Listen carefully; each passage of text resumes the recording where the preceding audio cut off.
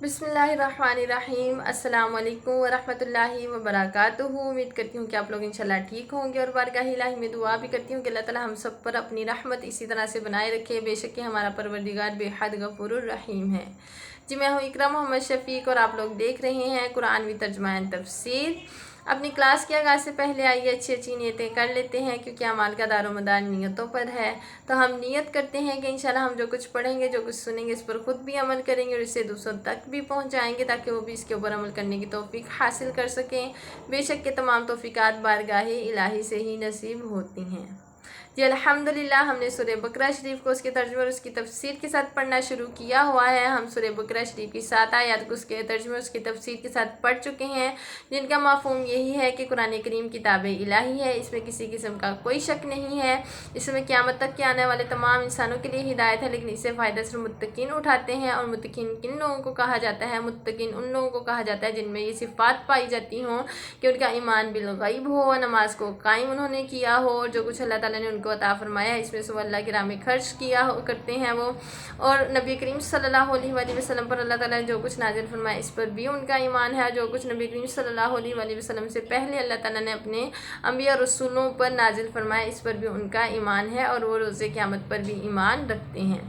इसके बाद जिन लोगों का जिक्र फरमाया गया है वो है कुफ़ार। ईमान वालों के ज़िक्र के बाद कुफ़ार का जिक्र फरमाया गया है। कुफ़ार किन्हें कहते हैं? कुफ़ार उसे कहते हैं, उस बदनसीब को कहते हैं कि जिसने बार बार हक़ का पैगाम जिस तक पहुँचाया गया, इसके बावजूद वो ईमान नहीं लाया। उसके मुसलसल इनकार की वजह से उसकी जो हक़ को कबूल करने की सलाहियतें हैं वो अल्लाह ताला की तरफ से उससे छीन ली जाती हैं, और वो जो है अपने इस हाल का ख़ुद ही ज़िम्मेदार है, क्योंकि उसने ख़ुद ही ईमान को कबूल नहीं किया। अल्लाह ताला ने उसकी हिदायत के लिए अंबिया इकराम को भी भेजा, उन्होंने अल्लाह ताला का पैगाम लोगों तक बड़े अच्छे तरीके से, बड़े अहसन तरीके से पहुँचाया। इसके बावजूद वो ईमान नहीं लाए, जिसकी वजह से उनसे हिदायत को कबूल करने की सलाहियतें जो हैं वो छीन ली गई हैं, और उनके लिए अल्लाह ताला के पास अस्तग़फिरुल्लाह बहुत ही दर्दनाक अज़ाब है। और इस नतीजे के वो ख़ुद ही ज़िम्मेदार हैं, क्योंकि उन्होंने ख़ुद ही हिदायत को कबूल नहीं किया। आगे हम इंशाल्लाह पढ़ेंगे सूरह बकरा शरीफ को उसकी आयत नंबर 8 से। तो आइए शुरू करते हैं। बिस्मिल्लाहिर्रहमानिर्रहीम। वा और मिनन्नासी, और कुछ लोग हैं, मन यक़ूलु जो कहते हैं, आमन्ना हम ईमान लाए, बिल्लाहि अल्लाह पर, वा और बिल यौमी और रोज़े यौमिल आखिरी रोज़े क़यामत पर, वा और मा हम हालांकि वो नहीं बिमुमिनीन मोमिन। बामुहावरा तर्जुमा। और कुछ लोग कहते हैं, और कुछ लोग हैं जो कहते हैं हम ईमान लाए अल्लाह पर और रोज़े क़यामत पर, हालांकि वो ईमान नहीं लाए, वो मोमिन नहीं है। यहाँ से मुनाफिकों का जिक्र शुरू होता है। मुनाफिक उसको कहते हैं जो ज़ुबान से इस्लाम का ज़ुबान से इकरार करे, लेकिन दिल से मुनकिर हो। इस्लाम की रोज़ अफरोज़ रखी देकर दुनियावी फ़ायदा हासिल करने के लिए कई मौका शनास अपने आप को मुसलमान बताने लगे। नीज़ वो बदबातिन हासिद जो खुले तौर पर इस्लाम का मुकाबला करने से आजिज़ थे, वो मुसलमानों में शामिल होकर साजिशों और फितना अंगेजियों का जाल बिछाकर मुसलमानों को परेशान करना चाहते। हिजरत से पहले मुनाफिकीन का निशान नहीं मिलता, क्योंकि उस वक्त मुसलमान होना हर किस्म के जुल्म और सितम का तख्ता मश्क बनता था। इसलिए किसे क्या पड़ी थी कि ऐसे दीन के लिए मुसीबतों को दावत दे जिस पर उसका ईमान ही नहीं। वहाँ तो सिर्फ वही लोग इस्लाम कबूल करते जो अल्लाह ताला और इसके रसूल पाक सल्लल्लाहु अलैहि वसल्लम के लिए जानो माल औलाद गर्ज ये कि सब कुछ कुर्बान करना अपनी सबसे बड़ी सआदत समझते थे। ठीक है, मुनाफिकीन का यहाँ से जिक्र जो है वो शुरू फरमाया गया है। मुनाफिकीन उनको कहते हैं जो अपने दुनियावी फ़ायदों के हसूल के लिए ज़ुबान से तो कहते हैं कि हम ईमान लाए, लेकिन दिल में उनके ईमान की कोई झलक नहीं होती। वो दिल से ईमान को कबूल नहीं करते, सिर्फ वो ज़ुबानी कलामी जो दावे हैं ईमान लाने के वो करते हैं। और वो मुसलमानों से यही कहते हैं कि हम ईमान ले आए हैं। इसके पीछे उनकी क्या वजह है? इसके पीछे वजह ये है कि वो जब देखते हैं कि इस्लाम जो है वो तरक्की पा रहा है, तो वो फिर मुसलमानों में शामिल हो जाते हैं ताकि वो दुनियावी फ़ायदों को हासिल कर सकें, माले गनीमत वगैरह। और जब वो देखते हैं कि कुफ़ार जो है उनका पलड़ा भारी है, तो वो मुसलमानों से निकल कर अस्तग़फिरुल्लाह उनमें दाखिल हो जाते हैं। और कुछ लोग जो मुनाफ़िक़त इख्तियार करते थे वो इस वजह से करते थे कि वो मुसलमानों का खुलम खुला मुकाबला करने से आजिज़ थे। उनमें इतनी ताकत नहीं थी कि वो खुल डुल कर मुसलमानों का मुकाबला जो है वो कर सकें। तो फिर वो ایمان کا دعویٰ کر کے مسلمانوں میں شامل ہوتے تھے اور کئی ایسی سازشیں کرتے تھے استغفر اللہ کہ جس سے مسلمانوں کو نقصان پہنچے، لیکن اللہ تعالیٰ جو ہے وہ اپنے بندوں کا حامی و ناصر ہوتا ہے۔ اللہ تعالیٰ نے اپنے بندوں کو ان کی ہر طرح کی فتنہ انگیزیوں سے اور ان کی چال بازیوں سے جو ہے وہ محفوظ رکھا ہوا ہے۔ یہاں پہ ایک اور بات ذکر فرمائی گئی کہ مکہ مکرمہ میں منافقین کا جو ہے ذکر نہیں ملتا۔ کیوں نہیں ملتا؟ کیونکہ وہاں پر ایمان لانا جو تھا وہ مصیبتوں کو اپنے ایمان لا کر اس کا اعلان کرنا جو تھا وہ اپنے اوپر مصیبتوں کو دعوت دینا تھا۔ تو کسے پڑی تھی اس وقت کہ وہ اس ایسے ایمان کا اعلان کرے جس کے اوپر اس کا، ایسے دین کا اعلان کرے جس کے اوپر اس کا ایمان ہی نہیں تھا۔ اس وجہ سے مکہ مکرمہ میں منافقین کا ذکر نہیں ملتا، لیکن مدینہ منورہ میں ملتا ہے، کیونکہ اس وقت مسلمان کثرت پکڑ رہے تھے ماشاءاللہ سے، اور بہت سے لوگ اسلام کو قبول کر رہے تھے، اور مسلمان جو ہیں وہ ایک جماعت بن چکے تھے اور وہ کفار کے مد مقابل تھے۔ اور جب منافقین دیکھتے تھے کہ مسلمانوں کا پلڑا بھاری ہے تو وہ اس وجہ سے صرف دنیاوی فائدوں کو حاصل کرنے کے لیے مسلمانوں میں شامل ہو جاتے تھے، اور جب وہ کفار سے ملتے تھے استغفر اللہ تو وہ تب یہی کہتے تھے کہ ہم تو تمہارے ساتھ ہیں، ہم تو صرف ایسے ہی مسلمانوں کے ساتھ استغفر اللہ مذاق کر رہے تھے۔ اگلی آیت مبارکہ پڑھ لیتے ہیں کہ وہ جو منافقت کرتے ہیں، یعنی زبان سے اپنے اسلام کا اعلان کرتے ہیں ایمان لانے کا، لیکن دل میں ان کے ایمان نہیں ہے، اس کے پیچھے وجہ کیا ہے اس کے بارے میں پڑھتے ہیں اب۔ یخادعون اللہ، فریب دینا چاہتے ہیں وہ اللہ کو، والذین آمنوا، اور ایمان والوں کو، اور ما نہیں یخدعون، حقیقت میں انہیں فریب نہیں دے رہے، حقیقت میں وہ فریب نہیں دے رہے، الا مگر انفسہم، اپنے آپ کو، اور ما نہیں، اور حقیقت میں وہ یشعرون، سمجھتے ہی نہیں۔ محاورہ ترجمہ فریب دینا چاہتے ہیں وہ اللہ کو اور ایمان والوں کو، اور حقیقت میں نہیں فریب دے رہے مگر اپنے آپ کو، اور اس حقیقت کو وہ نہیں سمجھتے۔ کتنی خوبصورت آیت مبارکہ ہے۔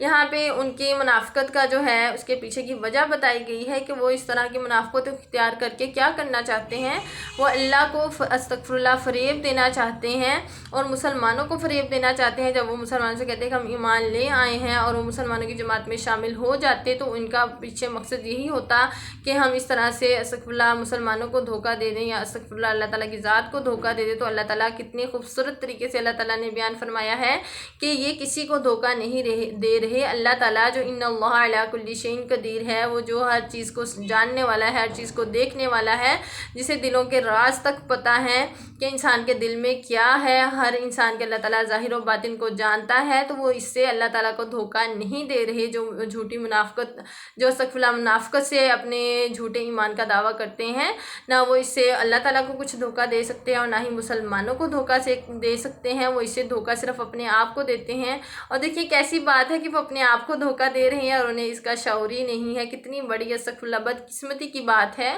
کہ وہ دھوکہ صرف اپنے آپ کو دے رہے ہیں اور انہیں یہ پتہ ہی نہیں ہے کہ ہم دھوکہ جو ہے وہ اپنے آپ کو ہی دے رہے ہیں، اسے ہم نقصان اپنے آپ کو ہی نقصان میں ڈال رہے ہیں، اسے کسی کا کوئی نقصان نہیں ہو رہا، اسے کسی کو کوئی دھوکہ جو ہے وہ نہیں مل رہا۔ آئیے اس کی تفسیر پڑھ لیتے ہیں۔ اللہ تعالیٰ کے نزدیک وہی مسلمان وہی ہے جو زبان کے اقرار کے ساتھ دل سے تصدیق بھی کرے، اور جو دل سے تصدیق نہ کرے وہ مومن نہیں ہو سکتا، خواہ ایمان و اسلام کے دعوے میں کتنا ہی چرب زبان ہو۔ یعنی اللہ تعالیٰ جو ہے، اللہ تعالیٰ دلوں کو دیکھتے ہیں، کسی کی زبانوں کو جو ہے اللہ تعالیٰ کو یہ پتہ ہے کہ جو وہ زبان سے ادا کر رہا ہے اس کی حقیقت اس کے دل میں کیا ہے۔ تو جو لوگ صرف زبانی کلامی دعوے کرتے ہیں، چرب زبانی کرتے ہیں، یعنی بہت زیادہ دعوے کرتے ہیں کہ بھئی ہم ایمان لے آئے ہیں، ہم مسلمانوں کے ساتھ ہیں، ہم اللہ کی جو ہے اللہ تعالیٰ کے لیے اپنی جانوں تک کو قربان کر لیں گے، لیکن دل میں ان کے اس طرح کا کوئی احساس، کوئی جذبہ نہیں ہے، تو اللہ تعالیٰ یہی فرما رہے ہیں کہ اللہ تعالیٰ کو ایسے ایمان کی ضرورت نہیں ہے جو دل میں نہ ہو، صرف زبان پر ہو، اور چرب زبانی سے اللہ تعالیٰ کو کوئی بھی سروکار نہیں ہے۔ وہ یہ فریب اللہ تعالیٰ سے نہیں کرتے بلکہ اللہ تعالیٰ کے رسول سے کرتے تھے، لیکن اللہ تعالیٰ نے انہیں بتا دیا کہ جو اللہ کے رسول صلی اللہ علیہ وآلہ وسلم کے ساتھ فریب کرتے ہیں وہ خود اللہ تعالیٰ کے ساتھ فریب کرتے ہیں، اور اس دھوکے بازی کا وبال ان پر ہی پڑے گا۔ وہ اسلام اور اللہ کے رسول صلی اللہ علیہ وآلہ وسلم کا کچھ بگاڑ نہیں سکیں گے، کیونکہ وہ نور ہیں، اور کیونکہ وہ نور ہیں جس کو ہمیشہ تابع اور درخشہ رکھنے کا ذمہ دار خود اللہ تعالیٰ ہے۔ سبحان اللہ۔ ٹھیک ہے، یہاں پہ جو بیان فرمایا گیا نا کہ وہ اللہ تعالیٰ کو دھوکہ دینا چاہتے فرماتے ہیں، اس کے مفسر جو ہیں وہ بیان کر رہے ہیں اس کی حقیقت، کہ وہ حقیقت میں نبی کریم صلی اللہ علیہ وآلہ وسلم کو دھوکہ دینا چاہ رہے ہیں، لیکن جو اللہ تعالیٰ کے پیارے رسول صلی اللہ علیہ وآلہ وسلم کو دھوکہ دینا چاہے، در حقیقت وہ اللہ تعالیٰ کو ہی دھوکہ دینا چاہتا ہے۔ تو اللہ تعالیٰ جو ہے اللہ تعالیٰ کو وہ دھوکہ نہیں دے سکتے، نہ وہ کسی مومن کو دھوکہ دے سکتے ہیں۔ وہ اس سے دھوکہ صرف اپنے آپ کو دے رہے ہیں، لیکن وہ اس کے بارے میں شعور ہی نہیں رکھتے۔ اگلی آیت مبارکہ پڑھ لیتے ہیں۔ فی قلوبہم، ان کے دلوں میں، مرض، بیماری ہے، فزادہم اللہ مرضا، پھر بڑھا دی ان کے لیے اللہ نے ان کی بیماری، اور لہم، ان کے لیے، عذاب، عذاب ہے، علیم، دردناک، بما، اس وجہ سے کہ وہ کانو تھے، وہ یکذبون، جھوٹ بولا کرتے تھے۔ بامحمرہ ترجمہ، ان کے دلوں میں بیماری ہے، پھر بڑھا دی اللہ نے ان کی بیماری، اور ان کے لیے دردناک عذاب ہے، باوجہ اس کے کہ وہ جھوٹ بولا کرتے تھے۔ اس کی تفسیر پڑھ لیتے ہیں۔ حضور کریم صلی اللہ علیہ وآلہ وسلم کے خلاف منافقین کے دل میں عداوت کی جو جذبات پرورش پا رہے تھے، اور حسد اور غصے کی جو چنگاریاں چٹخ رہی تھیں، ان کو قرآن نے مرض سے تعبیر فرمایا ہے، ٹھیک ہے۔ اللہ تعالیٰ نے کیا فرمایا؟ فی قلوبہم مرض فزادہم اللہ مرضا۔ تو قرآن کریم نے ان کی جو عداوت تھی، استغفر اللہ، اسے مرض سے تعبیر فرمایا ہے۔ جب حضور کریم صلی اللہ علیہ وآلہ وسلم اور اسلام کی روز افروز عزت اور ترقی کو دیکھتے تو حسد و عناد کے شعلے بھڑک اٹھتے۔ اللہ تعالیٰ انہیں تنبیہ فرماتا ہے کہ اگر انہوں نے اس مرض کو یوں ہی بڑھنے دیا اور اس کا علاج نہ کیا، یعنی وہ اپنی منافقت پر اسی طرح سے قائم رہے اور انہوں نے ایمان کو قبول نہیں کیا، تو جس طرح جسمانی بیماریاں جسمانی موت کا باعث بنتی ہے، اسی طرح ان کا یہ مرض ان کے قلب و روح کا گلا گھونٹ کر رکھ دے گا، یعنی ہدایت کو قبول کرنے کی جو صلاحیتیں ہیں اس کو وہ ختم کر دے گی۔ ان کی یہ جو منافقت انہوں نے اپنائی ہوئی ہے، اور وہ جو جان بوجھ کر اللہ اور اس کے رسول پر ایمان نہیں لاتے، اور استغفر اللہ، اللہ تعالیٰ کے رسول صلی اللہ علیہ وآلہ وسلم کے بارے میں ان کے دلوں میں جو عداوت ہے اس کو وہ ختم نہیں کریں گے، تو یہ جو اس کا وبال ہے انہیں بہت ہی بری جگہ پر پہنچا دے گا، اور ایسے لوگوں کے لیے اللہ تعالیٰ نے بہت ہی زیادہ دردناک عذاب تیار کر رکھا ہے ان کے جھوٹ بولنے کی وجہ سے، کیونکہ اللہ تعالیٰ کو جھوٹ بولنا بالکل بھی پسند نہیں ہے۔ اور اللہ استغفر اللہ، یہ جھوٹ بولنا کہ وہ ایمان رکھتے ہیں اور وہ ایمان نہیں رکھتے، تو یہ کتنا بڑا اور سنگین جھوٹ ہے، اس کو اللہ تعالیٰ کس طرح سے قابل قبول استغفر اللہ فرمائے گا۔ تو ایسے لوگوں کے لیے جو ہے وہ دردناک عذاب تیار کیا گیا ہے ان کے اس جھوٹ بولنے کی وجہ سے۔ اگلی آیت مبارکہ پڑھ لیتے ہیں۔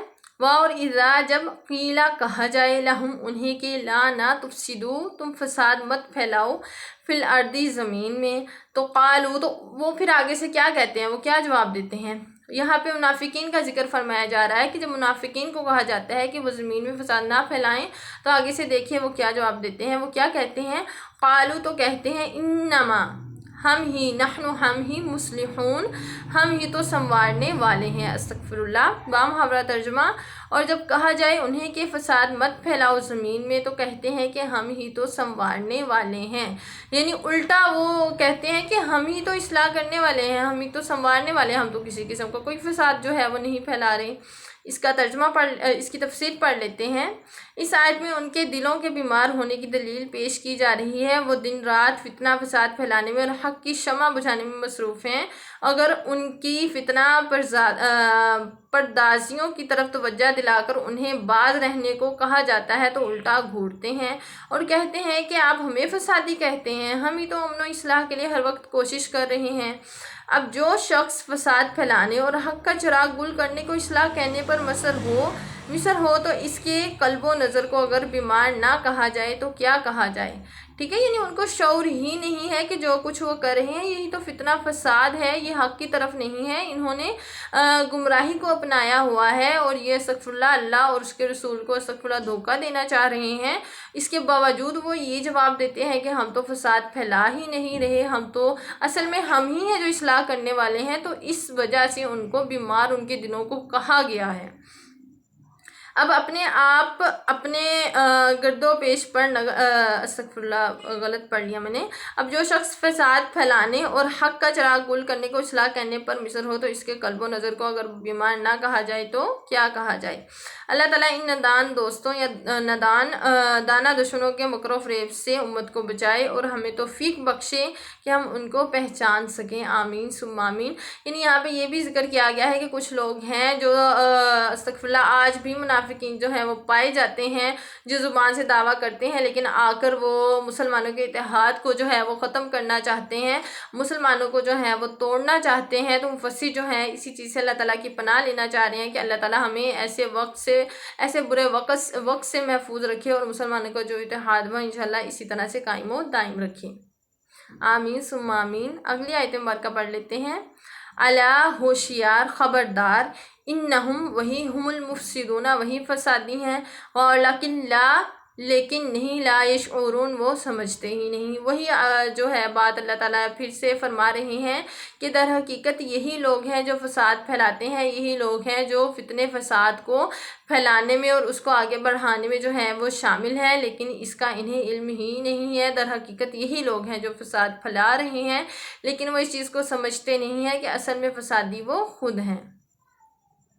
اگلی آیت مبارکہ پڑھ لیتے ہیں. اور اذا، جب قیلا کہا جائے، لہم انہیں، آمینو، ایمان لاؤ، کما جیسے کہ آمنا ایمان لائے، آمن الناس لوگ، قالو تو وہ کہتے ہیں. ٹھیک ہے، یہاں پہ ان کی اصلاح فرمائی جا رہی ہے اللہ تعالیٰ کی طرف سے. وَإِذَا قِيلَ لَهُمْ آمِنُوا كَمَا آمَنَ النَّاسُ، کہ تم بھی ایمان لے آؤ جس طرح سے لوگ ایمان لائے ہیں. تو آگے سے دیکھیے وہ جواب کیا دے رہے ہیں، کیا کہتے ہیں وہ. قالو تو وہ کہتے ہیں، کیا نؤمن، ہم ایمان لائیں، کما جیسا کہ آمنا ایمان لائے، آمن السفہاء، استغفر اللہ بیوقوف. وہ استغفر اللہ مومنین کو بیوقوف کہہ رہے ہیں. وہ کہہ رہے ہیں کہ کیا ہم ایسے لوگوں کی طرح ایمان لائیں، ایسے لوگوں کی طرح ایمان لائیں جو کہ بیوقوف ہیں. استغفر اللہ بیوقوف ایمان لائیں، ہم بیوقوف نہیں ہیں، لیکن حقیقت میں وہ خود ہی بیوقوف ہیں. الا خبردار، انہم بے شک وہ، ہم السفہاء وہی احمق ہیں، لیکن وہ نہیں، یعلمون وہ نہیں جانتے مگر وہ نہیں سمجھتے. بامحاورہ ترجمہ. اور جب کہا جائے انہیں ایمان لاؤ جیسے ایمان لائے، اور لوگ تو کہتے ہیں کیا ہم ایمان لائے جس طرح ایمان لائے. استغفر اللہ بیوقوف، خبردار بے شک وہی احمق ہیں مگر وہ جانتے ہی نہیں. اس کی تفسیر پڑھ لیتے ہیں. وہ لوگ جن کے نزدیک نفع نقصان اور سود اور جانچنے کی کسوٹی جو ہے وہ صرف دنیا کا عیش و آرام اور عزت و جاہ ہے، ان کے نزدیک وہ ہستیاں عقل و دانی سے محروم ہیں جو اپنے دین و ایمان کے لیے سر دھڑ کی بازی لگا دیتی ہیں.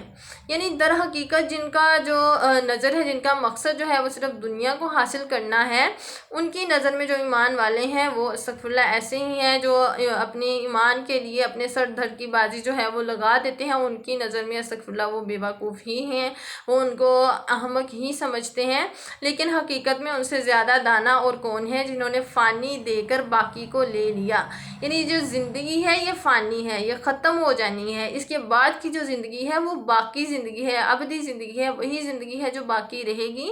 تو حقیقت میں یہی دانا ہے، یہی سمجھدار، یہی عقل مند لوگ ہیں جنہوں نے اپنی فانی زندگی کے بدلے اپنی ابدی زندگی جو ہے اس کو سیکیور کر لیا ہے، جنہوں نے جان دے کر اپنے مالک کی رضا حاصل کر لی،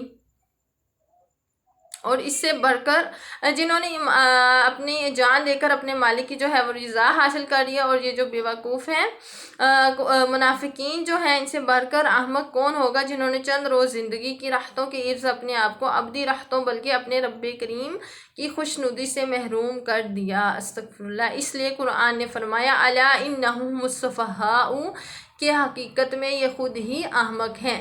یعنی اس سے بڑا بھی کوئی احمق ہوگا، کوئی بیوقوف ہوگا کہ جو خود ہی فتنہ فساد پھیلائے اور کہے کہ میں اصلاح کر رہا ہوں، اور جو ایمان لائے ہیں اس کی نظر میں استغفر اللہ وہ بیوقوف ہوں، اور خود جو کہ وہ ایمان نہیں لا رہا، اپنے خالق و مالک کی پہچان جو ہے وہ نہیں کر رہا، جان بوجھ کر ایمان نہیں لاتا، اس کی جو نظر ہے وہ صرف صرف دنیاوی فائدوں کے اوپر ہے، چند روزہ زندگی کے لیے جو ہے وہ اپنے ایمان کو استغفراللہ ضائع کر رہا ہے، اپنی ایمان قبول کرنے کی صلاحیتوں کو وہ استغفراللہ ضائع کر رہا ہے، تو اس سے بڑا احمق اور بیوقوف کون ہوگا؟ تو در حقیقت جو منافقین ہیں وہی احمق اور بیوقوف ہیں، ایمان والے تو بڑے ہی دانا ہیں جنہوں نے اپنی فانی زندگی کے بدلے اپنی باقی زندگی جو ہمیشہ کی زندگی ہے اس کو انہوں نے جو ہے وہ سیکیور کر لیا ہے، اپنی ہیئر آفٹر لائف کے لیے انہوں نے سامان اس دنیا میں کر لیا ہے، اور انہوں نے اپنے رب کے لیے فقر کو اختیار کیا، اپنے رب کی رضا کے لیے اپنی نفسانی خواہشات کو انہوں نے مارا، اپنے رب کی رضا کے لیے انہوں نے اپنا ہر لمحہ جو ہے اس کو بسر کیا۔ تو ایسے کامیاب جو لوگ ہیں وہی دانا ہیں، ان کے مقابلے میں جو منافقین ہیں وہ حقیقت میں خود ہی احمق ہیں، جو ایمان والوں کو جو ہے وہ احمق سمجھتے ہیں۔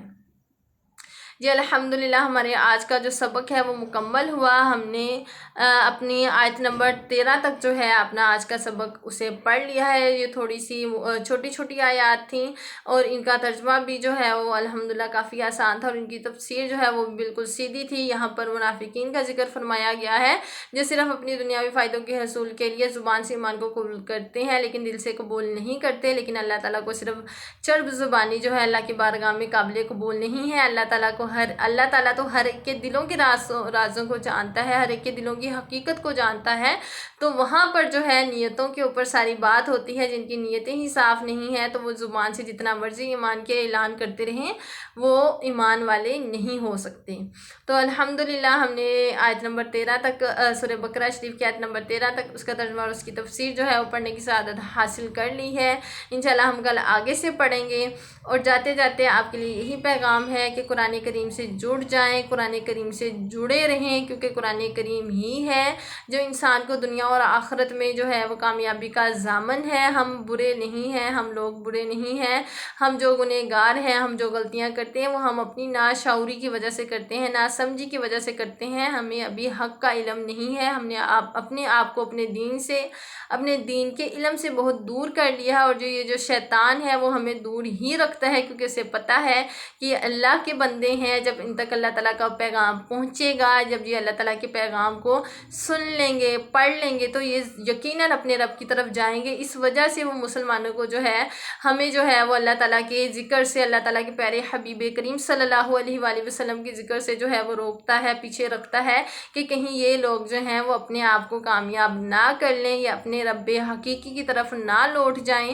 تو یہ جو ہے شیطان ہی ہے، تو ہمیں کیا کرنا ہے؟ ہمیں انشاءاللہ کوشش کرنی ہے کہ اپنے خالق حقیقی سے ہم اپنی رشتہ جو ہے اس کو مضبوط کریں، اس کو سمجھیں۔ جب ہم حق کو پڑھیں گے، حق کو سنیں گے، تو انشاءاللہ ہم اس کو قبول بھی کریں گے، ہم اس کو سمجھیں گے کہ جو ہم کر رہے ہیں آیا وہ ہمارے رب کی طرف سے ٹھیک ہے یا نہیں ہے، ہمارے رب نے ہمیں جو کرنے کا حکم دیا ہے کیا ہم وہی کر رہے ہیں، کہیں معاذ اللہ استغفر اللہ ہم وہ تو نہیں کر رہے جسے منع رہنے کا اللہ تعالیٰ نے ہمیں حکم فرمایا ہے۔ تو یہ چیزیں ہم کیسے پتہ چلیں گی؟ یہ ساری معلومات جو ہیں وہ ہمیں قرآن کریم سے پتہ چلیں گی۔ تو آپ جو ہیں انشاءاللہ قرآن کریم سے جڑ جائیں، اپنی طرف سے پوری کوشش کریں، خود بھی جڑیں، دوسروں تک بھی پہنچائیں۔ اور ایک بہت ہی اہم بات کہ قرآن کریم کو اس کے ترجمے اور اس کی تفسیر کے ساتھ تو پڑھنا بہت ہی ضروری ہے، لیکن اس کے جو اس کا تلفظ ہے صحیح تلفظ کے ساتھ، اس کو اس کے صحیح مخارج کے ساتھ پڑھنا جو ہے وہ بھی بے حد ضروری ہے۔ تو کوشش کریں کہ آپ لوگ قرآن کریم کو اس کے صحیح تلفظ کے ساتھ جو ہے وہ بھی پڑھ سکیں، اور یہ پڑھنے کا بہت ہی مزہ آتا ہے، بہت ہی سرور ملتا ہے۔ تو آپ ہمیشہ کوشش کیا کریں کہ قرآن کریم کو جس قدر ہو سکے اچھے طریقے سے سمجھ کر پڑھیں، اس کو صحیح تلفظ کے ساتھ پڑھیں، اس کو صحیح مخارج کے ساتھ پڑھیں، تاکہ جو اللہ تعالیٰ نے ہمارے لیے انعام اکرام رکھا ہوا ہے قرآن پاک کو پڑھنے کا وہ انشاءاللہ ہم حاصل کر سکیں، اور اپنی جو محبتیں ہیں، اپنی جو جذبات ہیں، اپنی جو خوشیاں ہیں وہ وابستہ کر لیں نبی کریم صلی اللہ علیہ وآلہ وسلم کی ذات پاک سے، کیونکہ یہ وہی ذات پاک ہیں جنہوں نے ہمارے لیے دعائیں کی ہیں، جنہوں نے ہمیشہ اپنی ساری زندگی میں، ظاہری زندگی میں بھی اور ابھی بھی وہ الحمدللہ ہمارا پورا ایمان ہے، ہمارا یقین ہے کہ ابھی وہ زندہ ہیں، اور انشاءاللہ وہی ہیں جو کہ باقی رہیں گے۔ اللہ تعالیٰ کے پیارے حبیب کریم صلی اللہ علیہ وآلہ وسلم ہیں، جب کچھ نہیں تھا تب بھی وہ تھے، جب کچھ نہیں ہوگا تب بھی وہ انشاءاللہ ہوں گے۔ تو وہ جو ہیں وہ ہمارے پیارے نبی ہیں، اللہ تعالیٰ کے پیارے حبیب پاک صلی اللہ علیہ وآلہ وسلم ہیں، وہی ہیں جنہوں نے ہمیں ایمان کی جو ہے روشنی عطا فرمائی ہے، وہی ہیں جن کے صدقے سے ہمیں ایمان ملا ہے الحمدللہ۔ انہی کی وجہ سے ہم مسلمان ہیں، ہماری جو زندگیاں ہیں انہی کے مرہونے جو ہیں انہی کی مرہون اب میں کیا کہوں، مجھے صحیح سے کہنا نہیں آ رہا، مرہون منت ہے یا مرہون منت ہے، پتہ نہیں اس کا صحیح کیا ہے، لیکن خیر جو بھی ہے ہماری زندگیاں انہی کی دی ہوئی ہیں، انہی کی عطا کی ہوئی ہیں، ہماری زندگی کی خوشیاں انہی کی عطا کی ہوئی ہیں، تو وہ ہمارے نبی ہیں، ہم ان کے الحمدللہ امتی ہیں۔